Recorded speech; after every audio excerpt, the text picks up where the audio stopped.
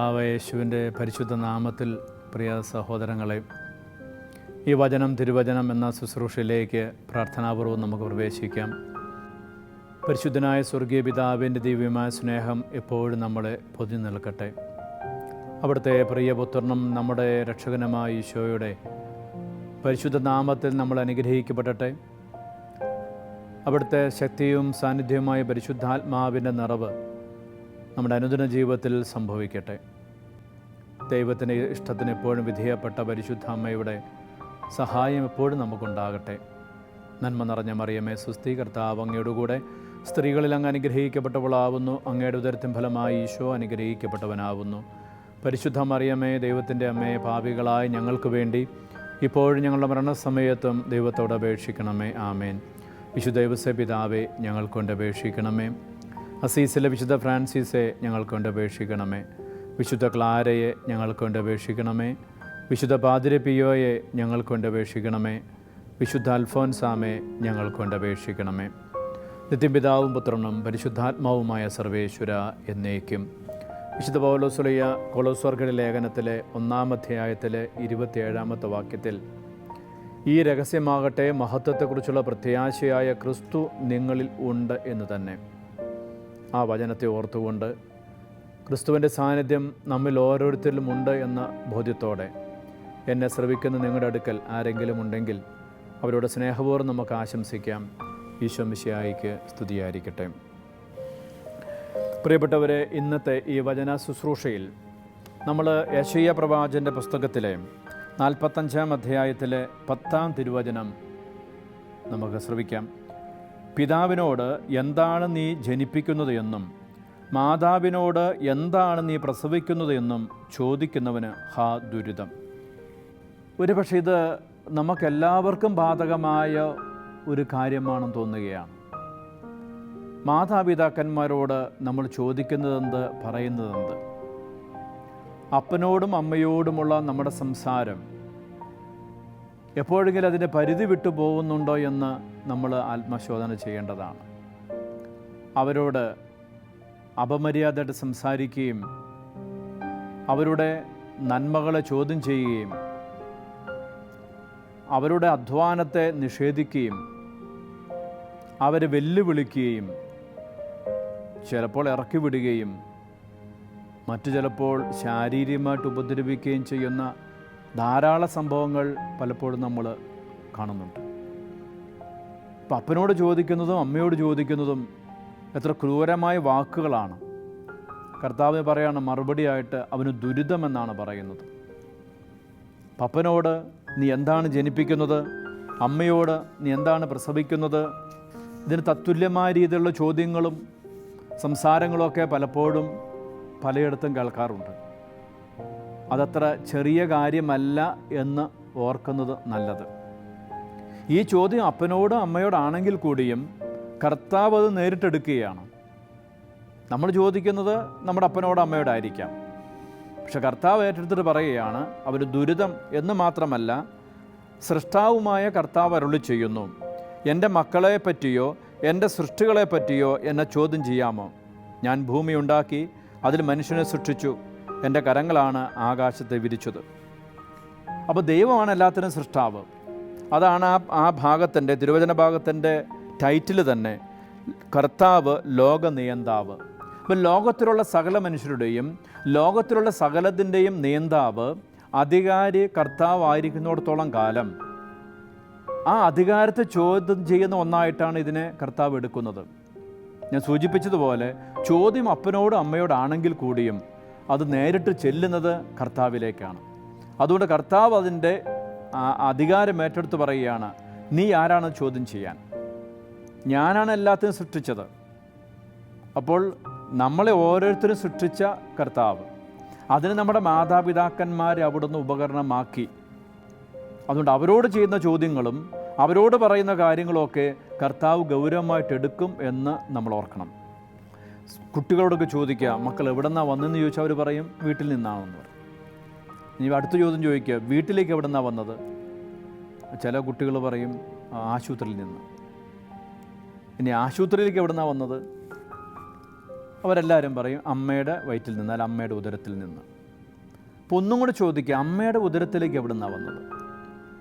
പലപ്പോഴും അതിന് ഉത്തരമുണ്ടാവില്ല, എങ്കിലും ഉത്തരം ചിലർ പറയും ദൈവത്തിൽ നിന്ന്. അപ്പം ഞാനും നിങ്ങൾ ജനിച്ചത് ദൈവത്തിൽ നിന്നുള്ള വരവാണ്. എൻ്റെ മാതാപിതാക്കന്മാരെ ദൈവം അതിനുവേണ്ടി തിരഞ്ഞെടുത്തു. അങ്ങനെ ദൈവം തിരഞ്ഞെടുത്ത് എനിക്കൊരു ജീവിതം തന്നതിനെ ഞാൻ ചോദ്യം ചെയ്യുന്നതിനാണ് കർത്താവ് ഇവിടെ വിമർശിക്കുന്നത്. കാരണം ഞാൻ ലോകനിയന്താവാണ്, ഞാനാണ് എല്ലാത്തിൻ്റെയും സൃഷ്ടാവ്, ഞാനാണ് എല്ലാ മനുഷ്യർക്കും ജീവൻ കൊടുത്തത്. അങ്ങനെയുള്ള എന്നെ നീ എന്തുകൊണ്ട് ചോദ്യം ചെയ്യുന്നു? അപ്പം മാതാപിതാക്കന്മാർ പറഞ്ഞാൽ ദൈവത്തിൻ്റെ സൃഷ്ടികർമ്മത്തിൽ പങ്കുചേരുന്നതാണ്. ആ സഭയുടെ പ്രബോധനത്തിൽ പലപ്പോഴും ഇത് ആവർത്തിക്കുന്നുണ്ട്. ദൈവത്തിൻ്റെ സൃഷ്ടികർമ്മത്തിൽ സവിശേഷമാം രീതിയിൽ മാതാപിതാക്കന്മാർ പങ്കുചേരുന്നു മക്കൾക്ക് ജന്മം കൊടുത്തുകൊണ്ട്. അപ്പോൾ ദൈവത്തിൻ്റെ സൃഷ്ടികർമ്മത്തിൽ പങ്കുചേരുന്ന മാതാപിതാക്കന്മാരോട് ഇത്തരത്തിലുള്ള ചില ക്രൂരമായ ചോദ്യങ്ങൾ ചോദിക്കുന്ന മക്കളെ പലപ്പോഴും നമ്മൾ കണ്ടിട്ടുണ്ട്. അപ്പോൾ മക്കൾ എത്രമാത്രം മാതാപിതാക്കന്മാർക്ക് വിധേയപ്പെട്ട് ജീവിക്കണം, മക്കൾ എത്രമാത്രം മാതാപിതാക്കന്മാരെ ബഹുമാനിക്കണം, ഇത് നമ്മൾ കൂടെ കേൾക്കുന്ന കാര്യം തന്നെയാണ്. അതിന് ഏറ്റവും നല്ല ഉദാഹരണം ഈശോയിൽ തന്നെ കാണുന്നു. ഈശോ മാതാപിതാക്കന്മാർക്ക് വിധേയപ്പെട്ട് ജീവിച്ചു. ഈശോയുടെ 30 വർഷക്കാലം വിധേയപ്പെട്ട് ജീവിച്ചു. നമ്മുടെ ഇന്നത്തെ ലോകത്ത് 30 പോയിട്ട് 3 വയസ്സ് വരെ വിധേയപ്പെട്ട് ജീവിക്കുന്ന സംശയമുണ്ട്. ഒരു 10 വയസ്സ് കഴിയുമ്പോഴോ 12 വയസ്സ് കഴിയുമ്പോഴോ അല്ലെങ്കിൽ ഒരു 20 വയസ്സ് കഴിയുമ്പോഴോ പിന്നെ ഓരോരുത്തരും തങ്ങളുടെ ഇഷ്ടം പോലെയാണ് ജീവിക്കുന്നത്. അതിനുള്ള സ്വാതന്ത്ര്യമുണ്ട്. അവർക്ക് പക്വതയായെന്ന് പറയുന്നു, അവർക്ക് സ്വാതന്ത്ര്യമായെന്ന് പറയുന്നു, അവർക്കെല്ലാം അറിയാമെന്ന് അവകാശപ്പെടുന്നു. ഇങ്ങനെയുള്ള ചിന്താഗതികൾ പ്രബലമാകുന്ന ഈ കാലഘട്ടത്ത് ഈശോയെക്കുറിച്ച് കാണുകയാണ്. അവൻ 30 വയസ്സ് വരെ ഒരു മനുഷ്യായുസ്സിൻ്റെ ഏറ്റവും ശ്രേഷ്ഠമെന്ന് പറയാവുന്ന ആ കത്തിക്കാളുന്ന യൗവനം മുഴുവനും ഈ മാതാപിതാക്കന്മാർക്ക് വിധേയപ്പെട്ടുകൊണ്ട് ഈശോ സമർപ്പിച്ചു കൊടുത്തെങ്കിൽ, കേവലം 3 വർഷം മാത്രമാണ് ഈശോ തൻ്റെ പരസ്യമായ ജീവിതം എടുത്തതെങ്കിൽ, ഓരോ മനുഷ്യനും ഞാനും നിങ്ങളൊക്കെ മാതാപിതാക്കന്മാർക്ക് എത്രമാത്രം വിധേയപ്പെടണം എന്നോർക്കണം. ലോകത്തറിയപ്പെടുന്ന ഒരു ഡോക്ടറാണ് ഡോക്ടർ വിക്ടർ എമിൽ ഫ്രാങ്കിൾ. ഒരു കേട്ടാണ്, വിയന്നക്കാരനാണ്, അറിയപ്പെടുന്ന ന്യൂറോളജിസ്റ്റാണ്, സൈക്യാട്രിസ്റ്റാണ്. 2ാം ലോക മഹായുദ്ധ കാലഘട്ടത്തൊക്കെ അദ്ദേഹത്തിൻ്റെ ജീവിതാനുഭവങ്ങൾ വളരെ ഹൃദയസ്പർശിയായി മാൻ സെർച്ച് ഫോർ മീനിങ് എന്നൊക്കെ പറയുന്ന ആ പുസ്തകത്തിലൂടെ നമ്മളെല്ലാവരും വായിച്ചിട്ടുണ്ട്. എൻ്റെ ഒരു ചെറിയ അറിവിൽ ലോകത്ത് ഏറ്റവും കൂടുതൽ ഡോക്ടറേറ്റ് കിട്ടിയ വ്യക്തി അദ്ദേഹമാണ്. 32 ഡോക്ടറേറ്റുകൾ വിവിധ യൂണിവേഴ്സിറ്റി അദ്ദേഹത്തിന് കിട്ടിയിട്ടുണ്ട്. ഒരു പക്ഷേ മഹാനായ മനുഷ്യൻ. ലോഗോതെറാപ്പി എന്ന് പറയുന്ന സൈക്കോളജിയിലെ ഒരു വിങ്ങിന് അല്ലെങ്കിൽ ഒരു വിഭാഗത്തിന് ആരംഭം കുറിച്ച് അദ്ദേഹം തന്നെയാണ്. യഹൂദ പാരമ്പര്യത്തിലാണ് അവർ ജനിച്ചത്. വിയന്നയിൽ താമസം, ഭാര്യയുണ്ട്, മക്കളുണ്ട്, അപ്പനുണ്ട്. അപ്പോൾ 2ാം ലോക മഹായുദ്ധം വളരെ ശക്തമായി. യഹൂദന്മാരെവിടെ കണ്ടാലും കൊല്ലുന്ന ഭീകരമായ അന്തരീക്ഷം. അങ്ങനെ നാസി പട്ടാളം ഓസ്ട്രിയയിലേക്ക് വരുന്നു. ഇപ്പോൾ ഇവിടെ ദേശത്തുള്ള യഹൂദന്മാരും കൊല്ലപ്പെടുന്ന സാഹചര്യമായി. ഇപ്പോൾ ഇദ്ദേഹം അറിയപ്പെടുന്ന സയൻറ്റിസ്റ്റ് ആയതുകൊണ്ട് അമേരിക്കൻ ഗവൺമെൻറ് ഇദ്ദേഹത്തെയും ഭാര്യയെയും മകളെയും അമേരിക്കയിലേക്ക് കൊണ്ടുപോയിക്കോളാം, അവരവിടെ പൗരത്വം കൊടുത്ത് അവരെ സുരക്ഷിതമാക്കിക്കൊള്ളാമെന്നുള്ളൊരു ഓഫർ വന്നു. അദ്ദേഹം വലിയ ന്യൂറോളജിസ്റ്റ് ആയതുകൊണ്ട് അദ്ദേഹത്തിന് അങ്ങനെ ഭാര്യയും കുടുംബമായിട്ട് പോകണമെന്ന് വലിയ ആഗ്രഹം. പക്ഷേ അപ്പനെ എന്തു ചെയ്യും? അപ്പനെ നോക്കാൻ ആരെങ്കിലും വേണം. അപ്പോൾ അദ്ദേഹം ശരിക്കും പറയുന്നത് ഇങ്ങനെയാണ്: ഞാൻ ആകാശത്തു നിന്നും സ്വർഗത്തു നിന്നും ഒരു വെളിച്ചം ആഗ്രഹിച്ച സമയമാണത്. ഇപ്പോൾ ഇവിടെ തീരുമാനം എടുക്കണം. കാരണം കുടുംബത്തിൻ്റെ ജീവിതമുണ്ട്, തൻ്റെ ജീവിതമുണ്ട്, അപ്പൻ്റെ ജീവിതമുണ്ട്. അപ്പനെ ഉപേക്ഷിച്ച് കുടുംബമായിട്ട് അമേരിക്കയിൽ പോയി സുരക്ഷിതമായിട്ട് ജീവിക്കുക. അപ്പം അങ്ങനെ അദ്ദേഹം വളരെ അസ്വസ്ഥപ്പെട്ടും പ്രാർത്ഥിച്ചും തീരുമാനമെടുക്കാൻ വിഷമിച്ച് നടക്കുന്ന സമയത്താണ് പട്ടാളക്കാർ വിയന്നയിലുള്ള ഒരു യഹൂദരുടെ സിനഗോഗ് ആക്രമിച്ച് നശിപ്പിച്ചു. അത് മുഴുവൻ തകർത്ത് കളഞ്ഞു. അതിനുശേഷം ഈ അപ്പൻ ഈ മകനെ കൂട്ടി ഈ സിനഗോഗിൻ്റെ ഭാഗത്ത് നടന്നു പോകുമ്പോൾ അവിടെ കിടന്നൊരു കല്ലെടുത്ത്, ഒരു മാർബിൾ കല്ല് അപ്പനെടുത്തു. അപ്പോൾ ഈ മകൻ ചോദിച്ചു, എന്താണ് ആ കല്ലെടുക്കാൻ കാരണം? അപ്പം അപ്പൻ ആദ്യമൊന്നും പറഞ്ഞില്ല. പിന്നീട് വീണ്ടും ഈ ഡോക്ടർ അല്ലെങ്കിൽ ഫ്രാങ്കിൾ ചോദിക്കുമ്പോൾ അദ്ദേഹം പറയുന്നുണ്ട്, മകനെ, ദൈവകൽപ്പനയിലെ ഏറ്റവും പ്രധാനപ്പെട്ട ഒരു കൽപ്പനയിലെ ആദ്യത്തെ അക്ഷരം ഇതിലുണ്ട്. അപ്പോൾ ഇവൻ ചോദിച്ചു, എന്താണപ്പ ആ പ്രധാനപ്പെട്ട കൽപ്പന? നീ നിൻ്റെ മാതാപിതാക്കന്മാരെ ബഹുമാനിക്കുക. ഈ വിക്ടർ ഡോക്ടർ പറയുകയാണ്, സ്വർഗത്തിൽ നിന്നൊരു വെളിച്ചം വന്ന സമയമാണ് അത്. അപ്പോൾ ഞാൻ തീരുമാനിച്ചു, എൻ്റെ അപ്പനെ ഉപേക്ഷിച്ച് ഞാൻ അമേരിക്കയ്ക്ക് പോകുന്നില്ല. പിന്നെ ചരിത്രം നമുക്കറിയാം, അദ്ദേഹത്തെ കോൺസെൻട്രേഷൻ ക്യാമ്പിൽ കൊണ്ടുപോകുന്നു, ഭാര്യയും കൊച്ചും കൊല്ലപ്പെടുന്നു, അപ്പൻ കൊല്ലപ്പെടുന്നു, സഹോദരങ്ങൾ കൊല്ലപ്പെടുന്നു. പിന്നെ കുറേ വർഷത്തിന് ശേഷം അദ്ദേഹം അവിടെ നിന്ന് രക്ഷപ്പെട്ടു വരുന്നു. പിന്നീട് അദ്ദേഹം വലിയ പ്രഗത്ഭനായി മാറുന്നത്. നമുക്കറിയാം ദൈവകൽപ്പനകൾ 10 അതിൽ ആദ്യത്തെ 3 ദൈവവുമായിട്ടുള്ള ബന്ധമാണ്. പിന്നെയുള്ള ആ 7 കൽപ്പന മനുഷ്യനുമായിട്ടുള്ള ബന്ധമാണ്. ഈ മനുഷ്യനുമായിട്ടുള്ള ബന്ധത്തിൽ ഏറ്റവും ആദ്യം കർത്താവ് പറയുന്നത് നീ നിൻ്റെ മാതാപിതാക്കളെ ബഹുമാനിക്കണം. അതുകൊണ്ട് പുറപ്പാടിന് 20 നമ്മൾ വായിക്കുന്ന 12, 14 വാക്യങ്ങളിൽ ഞാൻ നിനക്ക് തരുന്ന ദേശത്ത് നീ ദീർഘകാലം ജീവിച്ചിരിക്കേണ്ടതിന് നീ നിൻ്റെ മാതാപിതാക്കന്മാരെ ബഹുമാനിക്കണം. അപ്പോൾ ദൈവത്തിനു മുമ്പിൽ അത്രമാത്രം പ്രാധാന്യമുള്ളതാണ് ഈ മാതാപിതാക്കന്മാരോട് മക്കൾ കാണിക്കേണ്ട ബഹുമാനമെന്നാണ്. അവിടെ സ്വന്തം ജീവൻ നഷ്ടപ്പെടേണ്ടി വന്നാലും അപ്പൻ്റെ ജീവനുണ്ട്, ആ അപ്പൻ്റെ ജീവനും കൂടെ സംരക്ഷിക്കാനുള്ള ഉത്തരവാദിത്വം തനിക്കുണ്ടെന്നുള്ള ഒരു ദൈവികമായ വെളിച്ചമോ വെളിപാടോ ആണ് ആ സംഭവത്തിലൂടെ ഈ വിക്ടർ ഫ്രാങ്കലിന് കിട്ടിയത്. അദ്ദേഹത്തിന് അതിനെ ഒത്തിരി വില കൊടുക്കേണ്ടി വന്നെങ്കിൽ പോലും ആ കൽപ്പനയെ അക്ഷരാർത്ഥത്തിൽ പാലിക്കുവാൻ അദ്ദേഹം ശ്രമിച്ചിട്ടുണ്ട്. എൻ്റെ പ്രിയപ്പെട്ടവരെ, ഈ ഇന്നത്തെ ഈ വായനയിലും ഈ യെശയ്യാ പ്രവാചകന്റെ കർത്താവ് അല്പം രൂക്ഷമായിട്ട് പറയുന്നു, ദുരിതമെന്നാണ് പറയുന്നത്. അപ്പനെ അമ്മയോടുള്ള നമ്മുടെ സംസാരത്തെക്കുറിച്ച്, നിങ്ങൾ എന്ത് സമ്പാദിച്ചു, നിങ്ങൾ എന്തുണ്ടാക്കി, അതിലും വളരെ വൃത്തികെട്ടമായ രീതിയിൽ, ഹീനമായ രീതിയിൽ മക്കൾ മാതാപിതാക്കന്മാരോട് സംസാരിക്കുകയും ചോദ്യം ചെയ്യുകയും ഉപദ്രവിക്കുകയും ചെയ്യുന്ന നമ്മൾ അറിയുന്നുണ്ട്, അല്ലെങ്കിൽ കാണുന്നുണ്ട്. അപ്പോൾ ദൈവം എത്രമാത്രം ഗൗരവമായിട്ട് അതിനെടുക്കുന്നുണ്ടെന്ന കാര്യം ഓർക്കാം. വീണ്ടും പ്രഭാഷകൻ്റെ പുസ്തകത്തിൽ നമുക്കറിയാം, അതിൻ്റെ 3-ാമത്തെ അധ്യായം ഒരുപക്ഷെ മുഴുവനും ഈ മക്കൾ മാതാപിതാക്കളോട് കാണിക്കേണ്ട ആ സ്ഥാനത്തെക്കുറിച്ച്, ബഹുമാനത്തെക്കുറിച്ചാണ് പറയുന്നത്. പിതാവിനെ ബഹുമാനിക്കുന്നവനെ അവൻ്റെ മക്കൾ സന്തോഷിപ്പിക്കും, അവൻ്റെ പ്രാർത്ഥന കർത്താവ് കേൾക്കും. പിതാവിനെ ബഹുമാനിക്കുന്നവൻ ദീർഘകാലം ജീവിക്കും, കർത്താവിനെ അനുസരിക്കുന്നവൻ തൻ്റെ അമ്മയെ സന്തോഷിപ്പിക്കുന്നു. ഒത്തിരി പോസിറ്റീവായ കാര്യങ്ങളാണ്. മാതാപിതാക്കളെ ബഹുമാനിക്കുക, അവർക്ക് ശുശ്രൂഷ ചെയ്യുക, അവർക്ക് നന്മ ചെയ്യുക, അവരുടെ കരുണ കാണിക്കുക, അതിനൊക്കെ ദൈവം തരുന്ന പ്രതിഫലം. വീണ്ടും നമ്മൾ വായിക്കുന്ന, മകനെ പിതാവിനെ വാർദ്ധക്യത്തിൽ സഹായിക്കുക, മരിക്കുന്നവരവന് ദുഃഖമുണ്ടാക്കരുത്, അവന് അറിവ് കുറവാണെങ്കിലും സഹിഷ്ണുത കാണിക്കുക, നീ എത്ര ബലവാനാണെങ്കിലും അവനെ നിന്ദിക്കരുത്. പിതാവിനോട് കാണിക്കുന്ന കാരുണ്യം വിസ്മരിക്കപ്പെടുകയില്ല, പാപങ്ങളുടെ കടം വീടുന്നതിന് അത് ഉപകരിക്കും. വെറുതെ അല്ല, പാപത്തിൻ്റെ കടം വീടുന്നതിന് പോലും ദൈവം ഉപകരിക്കുന്നുണ്ട്. ഇപ്പോൾ ചില പിള്ളേർ കരുതും അപ്പന് വലിയ പ്രാപ്തിയില്ല, അല്ലെ അമ്മയ്ക്ക് വലിയ വിവരമില്ല, അവർക്ക് വിദ്യാഭ്യാസമില്ല, അവർക്ക് ഈ ആധുനികമായ അറിവൊന്നുമില്ല, ശാസ്ത്രത്തിന് പുരോഗതി അറിയത്തില്ല, എന്ത് വിദ്യാഭ്യാസം അവർക്ക് കിട്ടി, ഞാൻ ഇതൊക്കെ പാസ്സായതല്ലേ, ഇങ്ങനെയൊക്കെ വളരെ അഹങ്കാരത്തോടെ ധാർഷ്ട്യത്തോടെ പെരുമാറുന്ന സംസാരിക്കുന്ന മക്കളുണ്ട്. വേറെ ആരോട് വേണമെങ്കിലും പറഞ്ഞാലും എൻ്റെ പ്രിയപ്പെട്ടവരെ, സ്വന്തം മാതാപിതാക്കന്മാരോട് അങ്ങനെ പറയാതിരിക്കട്ടെ. കാരണം നമുക്ക് വിദ്യാഭ്യാസമുണ്ടെങ്കിൽ, നമുക്ക് ആരോഗ്യമുണ്ടെങ്കിൽ, നമുക്ക് ശമ്പളമുണ്ടെങ്കിൽ, നമുക്ക് വരുമാനമുണ്ടെങ്കിൽ, അല്ലെങ്കിൽ നമുക്ക് എന്തെങ്കിലും കഴിവോ പ്രാപ്തിയോ ഉണ്ടെങ്കിൽ നമ്മൾ തെറ്റിദ്ധരിക്കരുത്, അത് നമ്മുടെ മാതാപിതാക്കന്മാരിലൂടെ വന്നതാണ്. അവരിലൂടെ കിട്ടിയ ജീവിതവും അവരിലൂടെ കിട്ടിയ പ്രോത്സാഹനവും അവരുടെ അധ്വാനത്തിൻ്റെയും അവരുടെ കണ്ണുനീരിൻ്റെയും അവരുടെ വിയർപ്പിൻ്റെയും ശരിക്കും അവരുടെ ജീവിതം പൂർണ്ണമായി വ്യയം ചെയ്തതിൻ്റെ ഫലമായിട്ടാണ് ഞാനും നിങ്ങളൊക്കെ എന്തെങ്കിലുമൊക്കെ നേടിയിട്ടുള്ളത്. അപ്പം അത് മറന്നുകൊണ്ട് അവരുടെ ഇല്ലായ്മകളെയും അവരുടെ ബുദ്ധിമുട്ടുകളെയും അവരുടെ ദൗർബല്യങ്ങളെയും ചോദ്യം ചെയ്ത് അവഹേളിക്കുന്നത് ദൈവസന്നിധി ഗൗരവമുള്ള ഒരു കുറവാണ് എന്ന് നമ്മൾ മനസ്സിലാക്കണം. ഇങ്ങനെ നമ്മൾ വായിക്കുന്നുണ്ട്, പിതാവിൻ്റെ അനുഗ്രഹം മക്കളുടെ ഭവനങ്ങളെ ബലവത്താക്കും, അമ്മയുടെ ശാപം അവയുടെ അടിത്തറ ഇളക്കും.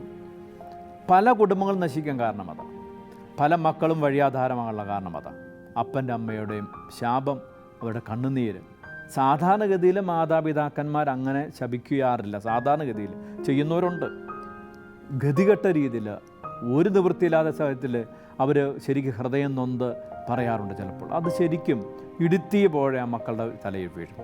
കാരണം അതിന് മാത്രം വേദനയാണ് ആ മക്കൾ മാതാപിതാക്കന്മാർക്ക് കൊടുക്കുന്നത്.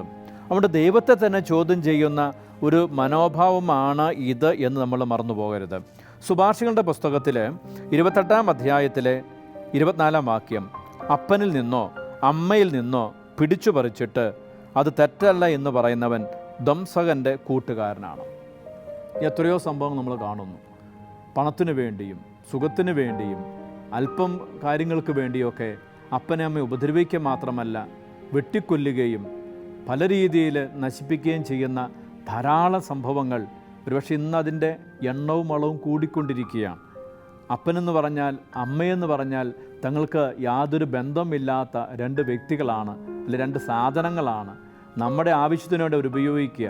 ഇനിയിപ്പോൾ അവർക്ക് പ്രായമായി, ഒരുപക്ഷെ അവർക്ക് ശാരീരികമായ അസ്വസ്ഥതകളുണ്ട്, രോഗങ്ങളുണ്ട്, കണ്ണ് കാണത്തില്ല, ചെവി കാണത്തില്ല, ചിലപ്പോൾ കടപ്പ് രോഗികളാണ്. ഇനി അവരെ കൊണ്ട് യാതൊരു ഗുണവുമില്ല. ചിലർ പറയും അവരുടെ വിസ തീർന്നു പറയാറുണ്ട്. അങ്ങനെ പോലെ എക്സ്പയർ ഡേറ്റ് കഴിഞ്ഞെന്നൊക്കെ പോലെ പറയുന്ന തമാശ ആണെങ്കിൽ കൂടിയും ക്രൂരമായ വാക്കുകൾ ഉപയോഗിക്കുന്ന മക്കളെ കേട്ടിട്ടുണ്ട്. അപ്പോൾ ഈ രീതിയിൽ മാതാപിതാക്കന്മാരെ അവഹേളിക്കുകയും അവഗണിക്കുകയും ഉപദ്രവിക്കുകയും ചെയ്യുന്ന ഒത്തിരിയധികം മക്കൾ ഇന്ന് ലോകത്തുണ്ടെങ്കിൽ ആ മക്കൾ ദൈവത്തിന് മുമ്പിൽ കൃത്യമായിട്ട് കണക്ക് കൊടുക്കേണ്ടി വരും. ദൈവം അവരെ വെറുതെ വിടില്ല എന്ന് നല്ല ഉറപ്പാണ്.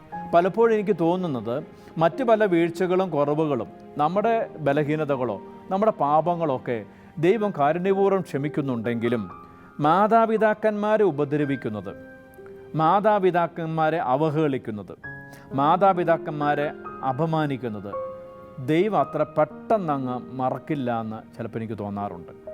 കാരണം ദൈവം അതിനെ അത്ര ഗൗരവമായിട്ട് എടുക്കുന്നുണ്ട്. അതിനുള്ള തിരിച്ചടികളും അതിൻ്റെ ദുരിതങ്ങളും ദുരന്തങ്ങളും അത് ദൈവം വരുത്തുമെന്ന് ഞാൻ പറയുന്നില്ല. പക്ഷെ അത് മക്കൾ തലമുറകളായി അനുഭവിക്കുന്ന സാഹചര്യങ്ങൾ കടന്നു വന്നിട്ടുണ്ട്. അതുകൊണ്ട് കർത്താവിൻ്റെ സൃഷ്ടിയെ ചോദ്യം ചെയ്യുവാൻ നമുക്കൊരവകാശവും ഇല്ല എന്ന കാര്യം നമ്മൾ ഓർക്കുക. പ്രത്യേകിച്ച് മാതാപിതാക്കന്മാരോട് ഇങ്ങനെ സംസാരിക്കുന്നത്. വീണ്ടും സുഭാഷികളുടെ പുസ്തകത്തിൽ 30-ാം അധ്യായത്തിൽ 17 വാക്യം, പിതാവിനെ പരിഹസിക്കുകയും അമ്മയെ അവജ്ഞയോട് ധിക്കരിക്കുകയും ചെയ്യുന്നവൻ്റെ കണ്ണ് മലങ്കാക്കകൾ കൊത്തിപ്പറിക്കുകയും കഴുകന്മാർ തിന്നുകയും ചെയ്യും. ഇത്രയും രൂക്ഷമായ ഒരു പദപ്രയോഗം ബൈബിളിൽ ഒരു സ്ഥലത്ത് ഞാൻ കണ്ടിട്ടില്ല. ഇത്തരം കഠിനമായ വാക്കുകൾ കർത്താവ് ഒരു സ്ഥലത്ത് ഉപയോഗിച്ചിട്ടില്ല. പിതാവിനെ പരിഹസിക്കുകയും അമ്മയെ അവജ്ഞയോട് ധിക്കരിക്കുകയും ചെയ്യുന്നവൻ്റെ കണ്ണ് മലങ്കാക്കകൾ കൊത്തിപ്പറിക്കുകയും കഴുകന്മാർ തിന്നുകയും ചെയ്യും. എത്രയോ പ്രാവശ്യം നമ്മൾ അവരെ അപമാനിക്കുന്നുണ്ട്, അവജ്ഞയോടെ നമ്മൾ പെരുമാറുന്നുണ്ട്. അവരെ കൂടെ കൊണ്ടുപോകാൻ നമുക്ക് ലജ്ജയാണ്, അവരോട് സംസാരിക്കാൻ ലജ്ജയാണ്. ഒരുപക്ഷെ മറ്റുള്ളവരെ പരിചയപ്പെടുത്തും, ഇതെൻ്റെ അപ്പനാണ് അമ്മയാണ് എന്ന് പരിചയപ്പെടുത്തുവാൻ പോലും ലജ്ജിച്ച സന്ദർഭം ഉണ്ടായിട്ടുണ്ട്. ഈ അടുത്തിടയ്ക്ക് നിങ്ങൾ പേപ്പറിൽ നിങ്ങളുടെ വാർത്ത കണ്ടു കാണും. ഒരു ചെറുപ്പക്കാരൻ എഴുതിയത്, എൻ്റെ അപ്പൻ്റെ ജോലി ഇലക്ട്രിക്കൽ വർക്കാണ്, അമ്മ ചെറിയ ജോലി ചെയ്യുകയാണ്, അത് പറയാൻ എനിക്ക് ഭയങ്കര ലജ്ജയായിരുന്നു എന്ന് അദ്ദേഹം ആദ്യം പറയുന്നത്. എന്നാൽ പിന്നീട് അദ്ദേഹം പഠിച്ച് ഒരുപക്ഷെ കോടികൾ ആസ്തിയുള്ള ബിസിനസ് സാമ്രാജ്യം സ്ഥാപിച്ചു. അപ്പോൾ അദ്ദേഹം പറയുകയാണ്, പിന്നീട് എനിക്ക് തോന്നി എൻ്റെ അപ്പൻ്റെയും എൻ്റെ അമ്മയുടെയും വേദനയും അവരുടെ അധ്വാനവും ഒക്കെയാണ് എന്നെ ഈ നിലയിലെത്തിയത്. ഇന്ന് ഞാൻ അഭിമാനിക്കുന്നു എൻ്റെ അപ്പൻ്റെ ജോലിയെക്കുറിച്ച് പറയാൻ, ഇന്ന് ഞാൻ അഭിമാനിക്കുന്നു എൻ്റെ അമ്മയുടെ അധ്വാനത്തെക്കുറിച്ച് പറയുവാൻ. അങ്ങനെ പറയുന്ന ഒരു വാട്സപ്പ് ഗ്രൂപ്പ് ഒരുപക്ഷെ നിങ്ങൾ അടുത്തിടെ കണ്ടു കാണും. അപ്പം മാതാപിതാക്കന്മാർ അവരവരുടെ കാലഘട്ടത്തിൽ ജീവിച്ചവരാണ്. അവരുടെ പരിമിതികളും അറിവ് കുറവുകളും ഒക്കെ അവർക്കുണ്ട്. പക്ഷേ നമ്മളെക്കാൾ കൂടുതൽ അനുഭവജ്ഞാനമുണ്ട്, നമ്മളെക്കാൾ കൂടുതൽ ജീവിതം നയിച്ചവരാണവർ. അതുകൊണ്ട് അവർക്കുള്ള സ്ഥാനവും അവർക്കുള്ള ബഹുമാനവും അവർക്കുള്ള അംഗീകാരവും ദൈവം ഒരിക്കലും എടുത്തു മാറ്റിയിട്ടില്ല, അതിനാരെയും അനുവദിച്ചിട്ടുമില്ല. അതുകൊണ്ട് അപ്പനോടും അമ്മയോടുമുള്ള സംസാരവും അവരോടുള്ള മനോഭാവവും പ്രിയപ്പെട്ട സഹോദരങ്ങളെ നമ്മൾ ആത്മശോധന ചെയ്യുകയും തിരുത്തുകയും ചെയ്യേണ്ട കാര്യമുണ്ട്. അവരെ ഉപദ്രവിക്കുകയും അവരെ ശകാരിക്കുകയും അവരെ ശല്യപ്പെടുത്തുകയും അവരെ പ്രാകുകയും ഒക്കെ ചെയ്യുന്ന ധാരാളം സംഭവങ്ങൾ, അതിലും രൂക്ഷമായ രീതിയിൽ ഞാൻ സൂചിപ്പിച്ചതുപോലെ മാതാപിതാക്കന്മാരെ കൊല്ലുന്ന, അവരുടെ ജീവനെ നശിപ്പിക്കുന്ന രീതിയിലുള്ള ക്രൂരമായ പ്രവൃത്തികൾ ഇന്ന് ലോകത്ത് പലയിടത്ത് നമ്മൾ കാണുന്നുണ്ട്. ദൈവത്തിന് മുമ്പിലെ ഗൗരവമായ ഒരു തിന്മയാണ് അത് എന്ന് ഓർക്കുക. ദൈവം അതിന് നമ്മളോട് കണക്ക് ചോദിക്കും എന്ന കാര്യം കൂടെ നമുക്ക് മറക്കാതിരിക്കാം. ദൈവമാണ് സൃഷ്ടിച്ചതെങ്കിൽ അതിനെ ചോദ്യം ചെയ്യാൻ നമുക്ക് ആർക്കും ഒരവകാശമില്ല. ഞാനിങ്ങനെയായി, എൻ്റെ പ്രകൃതം എങ്ങനെയാണ്, എൻ്റെ ശരീരം എങ്ങനെയാണ്, എൻ്റെ സാഹചര്യം എങ്ങനെയാണ് എന്നുള്ള സത്യം തന്നെയാണ്. അതിൽ നിന്നുകൊണ്ട് തന്നെ അതിനെ മാറ്റുവാനും നവീകരിക്കുവാനും നന്നാക്കുവാനുമുള്ള ഉത്തരവാദിത്വം നമുക്ക് ഓരോരുത്തർക്കുമുണ്ട്. അതിന് ശ്രമിക്കുന്നതിനും കുഴപ്പമില്ല. എന്നാൽ അതിൻ്റെ പേരിൽ അപ്പനോടും അമ്മയോടും ഇങ്ങനൊരു ജന്മം എന്തിനു തന്നു, നിങ്ങൾ ഈ ലോകത്ത് എന്ത് നേടി, നിങ്ങളുടെ ജീവിതം പാഴായിപ്പോയില്ലേ, നിങ്ങൾ എന്തിനാ ഈ ഭൂമിയിൽ ജീവിക്കുന്നേ, എല്ലാത്തിനും ഭാരമാണ് നിങ്ങൾ, ഒന്ന് അവസാനിപ്പിച്ചുകൂടെ, ഇത്തരത്തിലുള്ള വളരെ ക്രൂരമായ രീതിയിലുള്ള വാക്കുകളും പെരുമാറ്റങ്ങളും ദൈവം ഒരിക്കലും പൊറുക്കില്ല എന്ന് തന്നെയാണ് എനിക്ക് തോന്നുന്നത്. അതുകൊണ്ടാണ് അക്കാര്യത്തിൽ ദൈവം വളരെ കർക്കശമായ കഠിനമായ വാക്കുകൾ ഉപയോഗിക്കുന്നത്. അവിടുന്ന് പറയുന്ന ആ ദുരിതം എൻ്റെയും നിങ്ങളുടെ മേലെ വന്ന് പതിക്കാതിരിക്കട്ടെ. നമ്മുടെ മാതാപിതാക്കന്മാർ അവരാര് തന്നെയാണേലും ദൈവത്താൽ തിരഞ്ഞെടുക്കപ്പെട്ടവരും ദൈവത്താൽ നിയോഗിക്കപ്പെട്ടവരും എനിക്കും നിങ്ങൾക്കും ജന്മം നൽകുവാൻ ദൈവം ഒരുക്കിയവരും കണ്ടുപിടിച്ചവരുമാണ്. ആ തീരുമാനത്തെ, ദൈവത്തിൻ്റെ തീരുമാനത്തെ ആദരിക്കുന്ന വഴിയായി നമ്മുടെ മാതാപിതാക്കന്മാരെ ആദരിക്കുവാനും സ്നേഹിക്കുവാനും ശുശ്രൂഷ ചെയ്യുവാനും പരിഗണിക്കുവാനുമുള്ള ഉത്തരവാദിത്വം നമുക്കുണ്ട്. അതിലൊരു വിട്ടുവീഴ്ചയും ദൈവം ചെയ്യുന്നില്ല എന്നും കൂടെ നമുക്കോർക്കാം. അപ്പോസ്തലൻ പൗലോസ് പറയുന്നത് പോലെ വാഗ്ദാനത്തോടു കൂടിയ ആദ്യത്തെ കൽപ്പന ഇതാണ്. വാഗ്ദാനം എന്താണ്? ഞാൻ നിനക്ക് തരുന്ന ദേശത്ത് ദീർഘകാലം നീ ജീവിക്കണം. അതാണ് വാഗ്ദാനം. അത് സംഭവിക്കണമെങ്കിലോ നീ നിൻ്റെ മാതാപിതാക്കന്മാരെ ബഹുമാനിക്കണം. അതാണ് എഫെസ്യർ ലേഖനത്തിൽ പൗലോസ്ലീഹ നമ്മോട് പറയുന്നത്. ആ വാഗ്ദാനം നമ്മൾ നിറവേറട്ടെ. നമുക്കും ദൈവത്തിനു മുമ്പിൽ സ്വീകാര്യത ഉണ്ടാകട്ടെ. അതിന് നമ്മുടെ മാതാപിതാക്കന്മാരെ ബഹുമാനിക്കുവാനും സ്നേഹിക്കുവാനും നമുക്ക് സാധിക്കട്ടെ. മാതാപിതാക്കന്മാർക്ക് വിധേയപ്പെട്ട് തൻ്റെ ജീവിതത്തിൻ്റെ ഏറ്റവും പ്രധാനപ്പെട്ട കാലഘട്ടം സമർപ്പിച്ച ഈശോയെ മാതൃകയാക്കിക്കൊണ്ട് നമുക്കും മുന്നോട്ട് പോകാം. ദൈവം നമ്മളെ സഹായിക്കട്ടെ.